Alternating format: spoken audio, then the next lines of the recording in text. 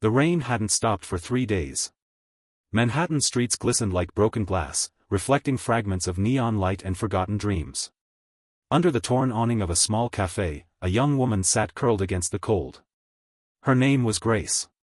Her fingers trembled as she held a paper cup toward the crowd, whispering, "Please," to strangers who refused to look her in the eye. Her clothes were soaked through, her hair plastered to her face, and her blanket, once pink, was now gray with dirt. Still, beneath the exhaustion on her face, something burned quietly in her eyes. Dignity. The kind poverty can bruise, but never destroy. Grace hadn't always lived like this. 2 years ago, she'd worked double shifts at a diner, sending small bills home to her younger siblings in Ohio. But one illness, one missed rent payment, and one heartless landlord had stolen everything. Now, she survived on half-eaten sandwiches and faith that the world would notice her again. That night, as thunder echoed between tall buildings, a sleek black limousine pulled up beside the curb. The door opened, and a man stepped out, a man who looked as though wealth itself obeyed him. His coat was tailored, his shoes untouched by the rain. Every movement spoke of control. He barely glanced at her. His driver frowned, motioning for Grace to move out of the way. But when she lifted her head, their eyes met. For a fleeting moment, the world fell silent. Not attraction, not pity, something far deeper. Recognition. "Move," he said coldly. Grace struggled to rise, clutching her torn blanket. "I'm sorry, sir. I didn't mean." Her voice cracked. The driver took a step forward, but Grace didn't move this time. Something within her refused. "Do you always speak to people that way?" she asked softly. The billionaire froze. In his world, no one ever spoke to him like that, especially not a homeless girl in the rain. And that single question, fragile yet fearless, would change both their lives forever. Before we continue, Dreams is celebrating its subscribers with a $200 giveaway. To participate, it's simple: subscribe to the channel, hit the notification bell, like this video, and leave a comment telling us where you're watching from, a little about yourself, or share a beautiful story. Now, let's get back to the story. By morning, the rain had stopped, leaving the city washed in pale gold sunlight. The cafe awning dripped quietly over Grace's head as she stirred awake, her body stiff from the cold pavement. For a moment, she thought she had dreamed the night before, the limousine, the man, the sharp voice cutting through the rain. But when she looked down, her breath caught. In her paper cup lay a single gold coin glinting in the sunlight, heavier than anything she'd ever held. Beneath it rested a white business card, the kind printed on thick, expensive paper. The handwriting was bold and sharp, like the man himself. It read simply: "Clean yourself up. Come to 50 Madison Avenue. Noon." Grace blinked, reading it twice. It didn't say who he was or what he wanted. She wondered if it was a cruel joke, another test of how low she'd fallen. But then she felt the coin's weight in her palm, and something inside her whispered, "What if this is your chance?" She spent the next few hours searching for a public restroom, washing her face, and brushing her tangled hair with her fingers. At a charity shelter, a kind woman lent her a clean blouse and skirt, slightly worn but decent. When Grace looked in the cracked mirror, she barely recognized herself. At exactly noon, she stood in front of 50 Madison Avenue, a towering glass building that seemed to scrape the clouds. People in suits brushed past her without a glance. Her heart pounded as she stepped through the revolving doors, her shoes squeaking softly on the marble floor. The receptionist's polished smile faltered when she saw Grace clutching the card. "He's expecting you," she said quietly, disbelief in her voice. Moments later, Grace was ushered into an office so vast it felt like another world. And there he was, standing by the window, hands in pockets, staring out over the city as though it belonged to him. When he turned to face her, the look in his eyes said everything. He hadn't forgotten her voice, or her question. The office was quiet enough to hear the faint hum of the city below. Floor-to-ceiling windows stretched behind the billionaire, painting him in morning light. Grace stood near the door, unsure if she was meant to walk closer or wait to be spoken to. He turned slowly, his gaze steady and unreadable. "You came," he said, his voice calm but edged with surprise. Grace swallowed. "You asked me to." "I didn't ask," he corrected, walking toward his desk. "I gave you an opportunity. Whether you take it or waste it is up to you." His words hit like polished stones, cold, smooth, deliberate. He gestured toward the chair across from him. She sat, her hands folded tightly in her lap. You challenged me last night, he continued. No one does that. You said I spoke to people without respect. Maybe you were right. Grace's brows furrowed, unsure where this was going. I don't believe in pity, he said. So here's a deal. Work for me, for 1 month, as a housemaid in my home. If you can last that long, I'll make sure you never sleep on the streets again. Grace blinked. A job? Or something else entirely? He leaned forward. Think of it as a test. Let's see if your pride survives luxury. It wasn't kindness. It was curiosity, an arrogant man's experiment to prove that everyone, no matter how proud, had a breaking point. Grace hesitated. The offer could change her life or humiliate her beyond repair. Still, something in her refused to back down. I'll do it, she said firmly. He tilted his head, intrigued. You'll regret it. Maybe, she replied. But at least I'll regret something brave. For a brief moment, his composure cracked. He hadn't expected her to stand so tall in her worn-out shoes. As security escorted her to sign the paperwork, Grace caught her reflection in the mirrored wall, frightened, yes, but determined. She didn't realize that the month ahead would not test her endurance, it would test his humanity. And before it was over, the man who believed he owned the world would find himself powerless in front of the one woman who had nothing. Grace arrived at the billionaire's mansion just before sunset.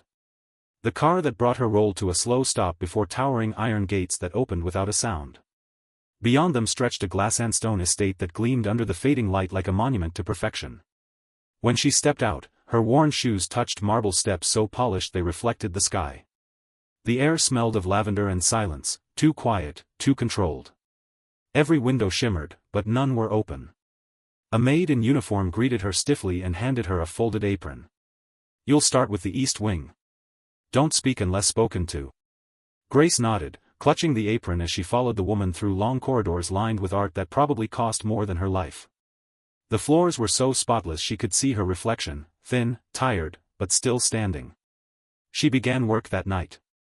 Dusting chandeliers that sparkled like captive stars, scrubbing marble floors until her arms ached.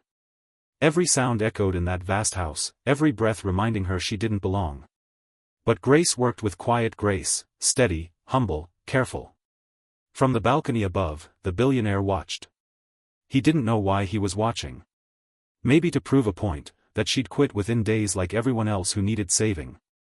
Yet there was something unsettling about her. She didn't look around with greed or fear, she looked with awe, like someone seeing the world's beauty and pain all at once. Later that evening, as the staff left for the night, Grace paused by the tall glass wall that overlooked the city skyline. The sunset was melting into gold and crimson, reflecting off the glass towers beyond. He found her standing there. Why do you look at it like that? He asked from behind her. Grace turned slowly. Because it's free, she said softly. And beautiful things that are free remind me money isn't everything. He said nothing. But that night, alone in his penthouse office, the billionaire stood by the same glass wall and watched the fading sunset for the first time in years, wondering why it suddenly looked different. The mansion buzzed with music and laughter that night. A grand chandelier spilled light across the ballroom, catching the shimmer of diamonds and champagne glasses. The billionaire's annual gala had returned, his way of reminding New York that he was still untouchable. Grace had been ordered to serve drinks. Her borrowed uniform was crisp, but her hands shook as she balanced the silver tray. Everywhere she turned, she saw polished shoes, expensive perfumes, and faces trained to smile without warmth. When the billionaire entered the room, conversation softened, then swelled again with praise. He moved through the crowd effortlessly, the image of perfection, cold, powerful, admired. But as his eyes caught Grace weaving quietly between guests, his composure faltered for half a second. She tried to avoid him, but one careless step changed everything. A guest brushed against her, and red wine splashed across his wife's silk gown. Gasps rippled through the hall. The woman sneered. Are you blind? I'm so sorry, ma'am, Grace began, but laughter drowned her words.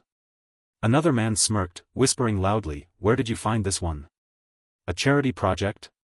The room erupted with cruel amusement. The billionaire stood frozen, his pride warring with something new, shame.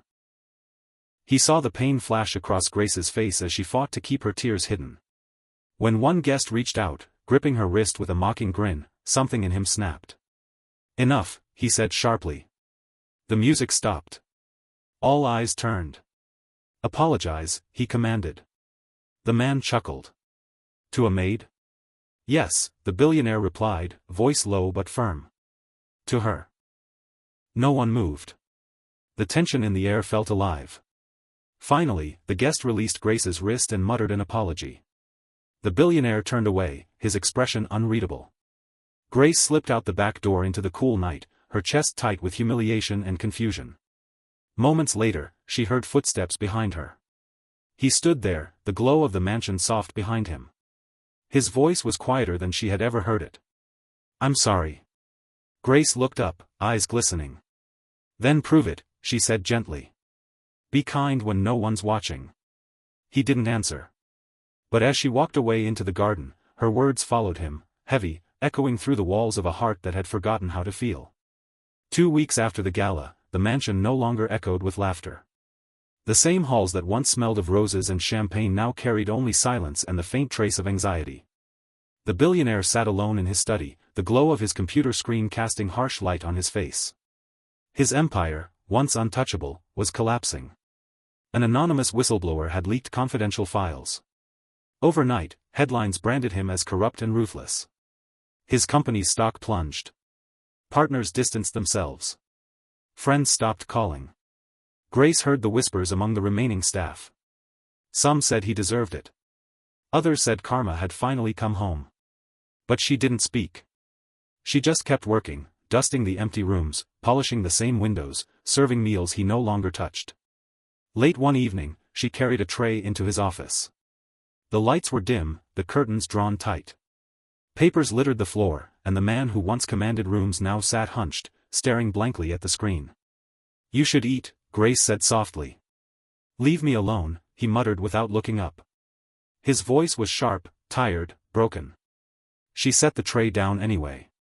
"You can fire me if you want," she said. "But you still need to eat." He turned toward her then, eyes hollow. "You think I deserve pity?" "No," she said simply. "I think you deserve peace. You built everything except that." The words hung in the air like a mirror he didn't want to look into. For a moment, he almost smiled, but it wasn't joy. It was disbelief. "You talk like you know me," he whispered. Grace shook her head. "No. I talk like someone who's been broken too. The difference is, I didn't let it make me cruel." She turned to leave, her footsteps soft against the marble. Behind her, the billionaire's breath trembled. He looked around the room, the piles of contracts, the trophies, the framed awards, and felt, for the first time, what true emptiness meant. That night, as lightning flashed across the skyline, he stood by the same glass wall that once made him feel invincible. This time, it only reflected his loneliness. And in the silence that followed, her words repeated in his mind like a heartbeat. "You built everything except peace." He realized then, he'd lost far more than money. He'd lost himself. Thunder rolled across Manhattan like the sound of judgment. Rain hammered against the mansion's tall windows, blurring the city lights beyond. Inside, the once mighty billionaire sat in the dark, his reflection fractured in the glass like the man himself.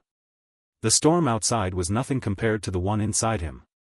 His world, his identity, had collapsed. Wealth could once silence any fear, but tonight, it couldn't drown the voice in his head whispering that he'd become nothing without it. Grace moved quietly through the halls, candle in hand. Power had gone out across the neighborhood. The servants had gone home, the security team gone for the night. Only she remained, out of duty, or maybe something deeper she didn't understand. She found him standing by the window, motionless, staring into the rain. His shirt was wrinkled, his hair unkempt, signs she'd never imagined seeing on him. "You shouldn't stand so close," she said gently. "Lightning travels through glass." He didn't move. "Let it," he murmured. "Maybe it'll remind me I'm still alive." Grace placed the candle on the table, its soft glow flickering between them. "You're alive," she said, "you're just lost." He turned sharply, anger flashing in his eyes. "Lost? Do you know what it's like to build everything from nothing and watch it burn in 1 week?" Yes, she said quietly. Except when mine burned, I didn't have walls to hide behind. The words hit him harder than the thunder outside. He looked at her, really looked, and for the first time saw not pity, but strength. The kind of strength money could never buy. She took a slow breath. You built your life on things that shine but don't last. That's why they're gone. Maybe this storm isn't here to destroy you. Maybe it's here to clean you. He lowered his gaze, the fight draining from his face. You make it sound so easy. It's not, she replied. But healing never is. The silence that followed was softer than before, heavy but no longer cruel. As lightning flashed across the glass, the billionaire saw his reflection beside hers, a man once untouchable, now humbled by a maid's truth. That night, for the first time, he didn't see himself as the richest man in the room. He saw himself as the most human. The storm passed, but its echo lingered in the air the next morning. The mansion, once filled with pride and noise, now felt strangely alive, like it was breathing again after holding its breath for too long. Grace entered the kitchen early, ready to begin her chores. She expected to find the usual untouched breakfast tray waiting to be cleared away. But what she saw instead made her pause. The billionaire stood at the counter, sleeves rolled up, awkwardly cracking eggs into a pan. Flour dusted the countertop. A bowl sat crookedly beside him.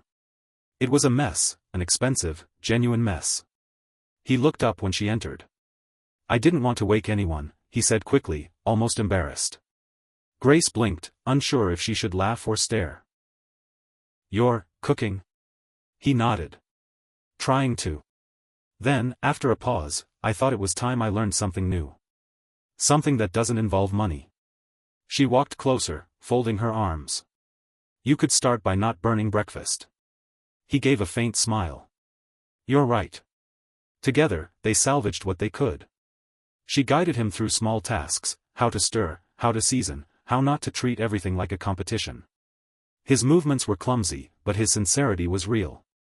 For the first time, Grace saw him not as a man of wealth, but as a man learning how to live. As they sat down to eat the half-burnt toast and uneven eggs, he said softly, I used to think power meant control. But I can't even control a frying pan.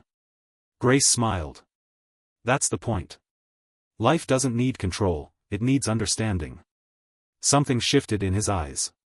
Gratitude. Respect. Maybe even peace. When the staff arrived later, they were stunned to find their employer wiping the counter himself. No orders. No shouting. Just quiet work. From that day, something changed. He started greeting the gardeners, asking names, listening. He walked instead of being driven. He thanked people. He looked at them. And every time Grace passed him in the halls, their eyes met, not as maid and master, but as two souls learning how to start over. It didn't take long for the world to notice the change.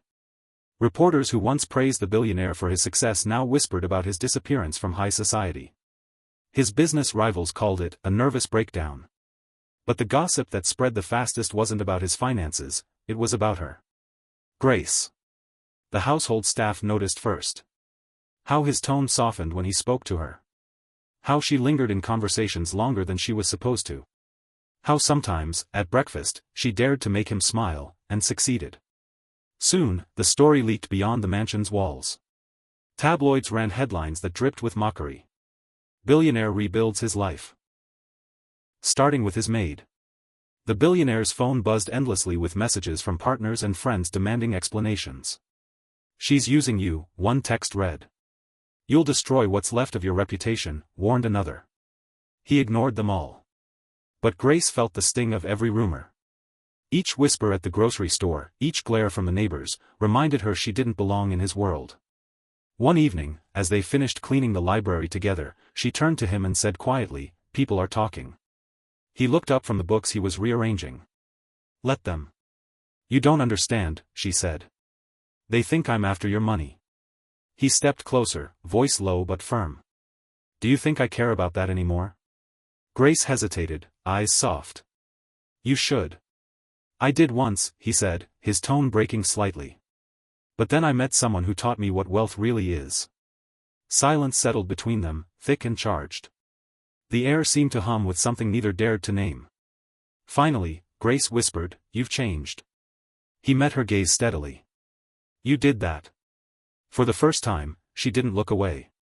And for the first time, he didn't hide behind pride or power. They simply stood there, two people stripped of pretense, caught between fear and something dangerously close to love. Outside, the city pulsed with noise and judgment. Inside, two hearts quietly learned that understanding could be louder than wealth. Dawn crept over Manhattan like a quiet apology.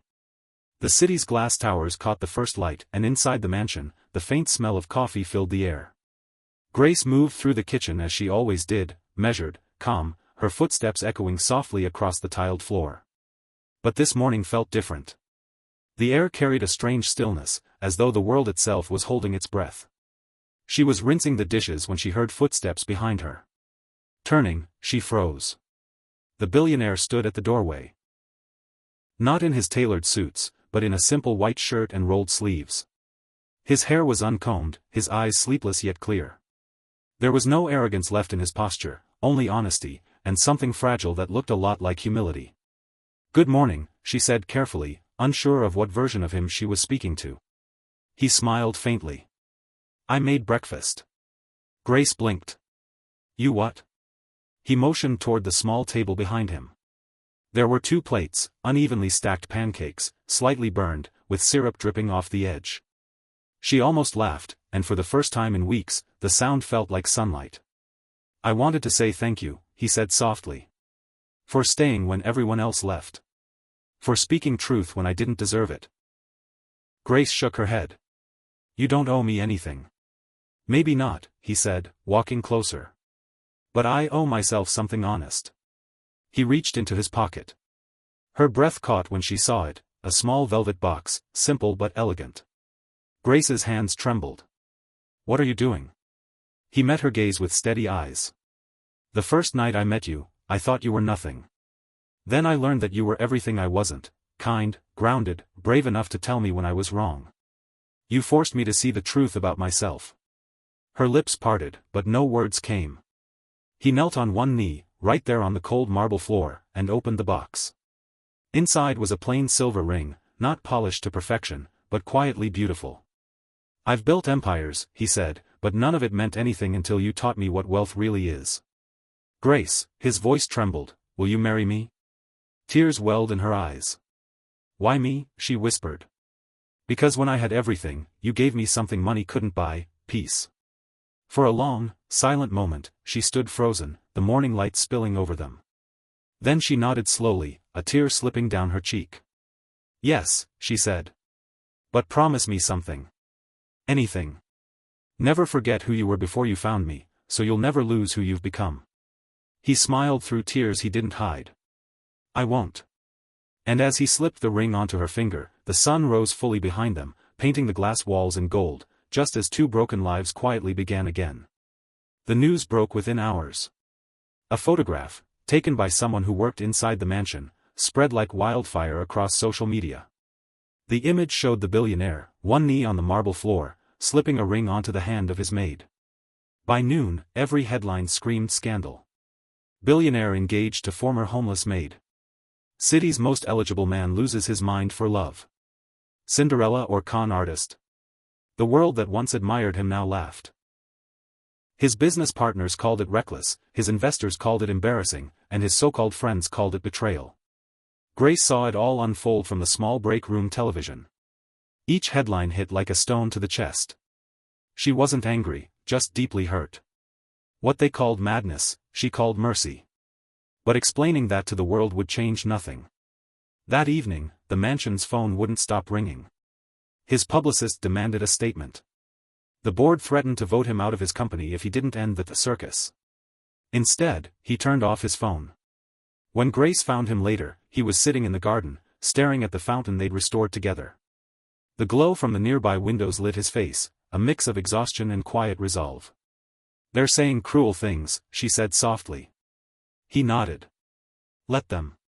You could lose everything," she whispered. He smiled faintly. "Then maybe I'll finally be free." Grace sank beside him on the bench, her heart heavy. "You don't deserve this. Not anymore." He turned toward her, eyes calm. "If this is the price of peace, I'll pay it." There was silence for a long while, only the sound of water trickling beside them. Then Grace said what she'd been holding back. "They think I'm using you." He looked at her gently. "And you? What do you think?" She hesitated, then met his gaze. "I think, we're both being tested." He reached out, taking her hand in his. "Then we'll pass the test together." Inside the mansion, the phones kept ringing, the emails kept coming, but out there, under the night sky, none of it mattered. For the first time, he didn't feel the need to explain himself to the world. Because love, real love, doesn't need witnesses, it just needs courage. The morning of the wedding arrived quietly, without fanfare or photographers. No orchestra, no ballroom, no audience waiting for perfection, just the open sky, soft sunlight, and the sound of wind moving through the garden. The billionaire had insisted on keeping it small. Only a few people who mattered remained, the gardener who'd worked for him for 20 years, the housekeeper who had seen him rise and fall, and Grace, standing in a simple white dress that fluttered in the breeze. He wore no designer suit, only a plain black jacket and a white shirt. There were no diamonds, no gold, no symbols of wealth, just truth. They stood beneath the tall oak tree near the edge of the property, where the view stretched across the city. The air smelled of lavender and morning dew. When the officiant asked for vows, the billionaire didn't speak from a script. He looked at Grace and said quietly, "You once told me money isn't everything. You were right. You gave me something greater than wealth, you gave me myself." Grace smiled through her tears. "And you gave me something I never thought I'd find again, safety. Not in walls or riches, but in kindness." As they exchanged rings, plain silver bands, sunlight broke through the clouds, lighting the glass walls of the mansion behind them. It was as if the world was giving its blessing, not to wealth, but to redemption. When he kissed her, it wasn't dramatic or loud, it was human, pure, and real. Two souls that had been broken by different storms now stood whole beneath an open sky. After the ceremony, they didn't celebrate with champagne or speeches. Instead, they walked barefoot across the grass, laughing softly, free from the weight of image and expectation. He turned to her and said, "You once asked if I always speak that way to people. I never will again." Grace smiled, holding his hand. "And I'll never let you forget why." Above them, the sky stretched wide and endless, like a promise that some stories don't need wealth to feel rich, just hearts brave enough to heal. In the months after the wedding, the mansion changed, not in structure, but in spirit. The silence that once filled its marble halls was replaced by laughter, footsteps, and life. Grace had convinced her husband to reopen part of the estate, not as a symbol of status, but as a shelter for women who had lost everything, just as she once had. It began small. One unused wing was converted into dormitories. The guest suites became bedrooms with soft lighting and handmade quilts. The ballroom that had once hosted the city's elite now held long tables where strangers shared warm meals. Grace worked tirelessly, side by side with volunteers. She never asked for praise, her joy came from seeing another woman smile for the first time in weeks. Her husband often watched from a distance, humbled by the quiet strength that radiated from her. One evening, as the sun dipped behind the skyline, he found her sweeping the entrance steps. "You don't have to do that," he said gently. Grace looked up, smiling. "That's the thing about kindness, it's not about who has to. It's about who chooses to." He stepped closer, his gaze soft. "I used to think wealth was meant to build walls. You've shown me it can build bridges." She leaned against the broom, her voice thoughtful. "Money was never evil, it just needed better hands." He reached for her hand, their fingers interlacing against the glow of the evening light. "Then I want my hands to be better ones." From that night, the billionaire no longer signed checks to impress people. He gave quietly, funding community programs, rebuilding small businesses, supporting single mothers. Grace became his compass, every decision passed through her heart first. People began calling their home the House of Grace. Not because of its size, but because of what it stood for. It wasn't the biggest building in Manhattan anymore. But it was the brightest. And for the first time, the man who once measured his worth in millions learned that kindness, once shared, multiplies faster than profit ever could. On a gray afternoon nearly a year later, Grace returned to the same corner of Manhattan where her story had begun. The cafe awning still sagged in the middle, dripping rainwater onto the cracked pavement. The city around it buzzed with noise and motion, but that small patch of sidewalk remained the same, lonely, overlooked, and cold.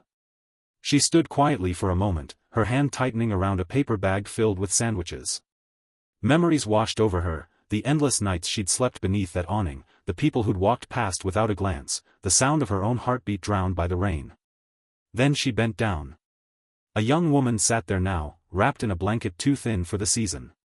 Her eyes were distant, the same way Grace's had once been. Grace smiled softly. "Here," she said, offering her the bag. "It's still warm." The girl looked up, hesitant. "Why are you helping me?" Grace knelt beside her, the city lights glinting in her eyes. "Because someone once reminded me that no one is invisible. You matter, even if the world doesn't see you yet." The girl took the food, her lips trembling with gratitude. Grace placed a small folded note inside the bag, an address. The address of the shelter. As Grace stood and stepped back, her husband's car pulled to the curb. He watched from the window, saying nothing, only smiling. When she climbed in beside him, he reached for her hand. "You went back," he said quietly. She nodded. "I had to. That corner taught me everything I needed to know about life, about people, about love." The car pulled away slowly, leaving the cafe behind. Through the window, Grace watched as the girl opened the bag and began to eat, her face lifting toward the rain. And in that small act, one meal, one moment, the story found its way home again. Years later, the story of the billionaire and the maid had spread far beyond New York. It wasn't just a headline anymore, it had become a legend whispered in classrooms, churches, and dinner tables. People argued about how it began, but they all agreed on how it ended. With two hearts finding peace where pride once lived. The mansion they called the House of Grace still stood, not as a monument to wealth, but as a beacon of compassion. Every month, new faces arrived, people who had lost their homes, their faith, or their will to keep going. And every month, Grace met them at the door with the same gentle smile she had worn the day she was homeless herself. The billionaire, now grayer and slower in his steps, spent most of his days in the garden. He no longer signed business deals or chased headlines. Instead, he planted flowers with his own hands, believing that the earth, like the heart, only stays alive when it's nurtured. Sometimes, he would pause to watch Grace laughing with the women at the shelter. In those quiet moments, he realized that the fortune he once guarded so fiercely was never lost, it had only been transformed. One evening, as the sun set behind the skyline, Grace joined him outside. They stood together in the fading light, the air warm and golden. She looked up at him and said softly, "Do you ever think about how different things could have been if you hadn't stopped that night?" He smiled faintly. "Every day. But if I hadn't stopped, I never would have learned what it means to truly see someone."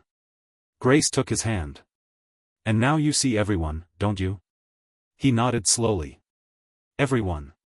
Especially the ones nobody else looks at." As the last light of day melted into dusk, Grace rested her head on his shoulder. The city lights flickered to life below, reflecting off the glass walls of their home, a reminder that even the coldest surfaces can glow again when touched by kindness. True wealth isn't in what we keep, it's in what we give. The greatest fortunes aren't measured in dollars or diamonds, but in compassion, humility, and love that outlives every storm.